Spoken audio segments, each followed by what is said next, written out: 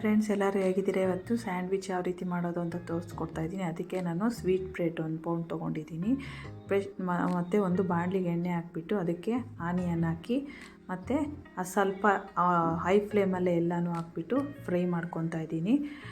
ಇದಕ್ಕೆ capsicum, next corn ಸ್ವಲ್ಪ ಬೆಂದಿರೋದು ಹಾಕ್ಕೊಳ್ಳಿ. ನೆಕ್ಸ್ಟು ಅದಕ್ಕೆ ಪನ್ನೀರು ತೊಗೊಳ್ಳಿ. ನಂದಿನಿ ಪನ್ನೀರ್ ತೊಗೊಂಡಿದ್ದೀನಿ ನಾನು, 200 ಗ್ರಾಮ್ಸ್ ತೊಗೊಂಡಿದ್ದೀನಿ. ಇದನ್ನೆಲ್ಲ ಚೆನ್ನಾಗಿ ಹೈ ಫ್ಲೇಮಲ್ಲೇ ಚೆನ್ನಾಗಿ ಫ್ರೈ ಮಾಡ್ಕೊಳ್ಳಿ. ಅದಕ್ಕೆ ಚಿಲ್ಲಿ ಫ್ಲೇಕ್ಸು ಹಾಕಿದ್ದೀನಿ ಮತ್ತು ಸ್ವಲ್ಪ ಚಾಟ್ ಮಸಾಲ ಹಾಕ್ಬಿಟ್ಟು ಸ್ವಲ್ಪ ಟೇಸ್ಟ್ಗೆ ಉಪ್ಪು ಹಾಕ್ಕೊಳ್ಳಿ.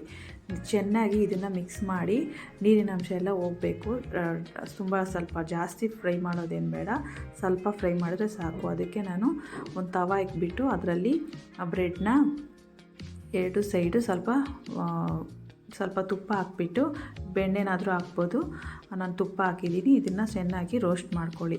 ಇದನ್ನು ರೋಸ್ಟ್ ಮಾಡಿಕೊಂಡು ಇದಕ್ಕೆ ಸ್ವಲ್ಪ ಇದಕ್ಕೆ ಚೀಸು ತೊಗೊಂಡಿದ್ದೀನಿ.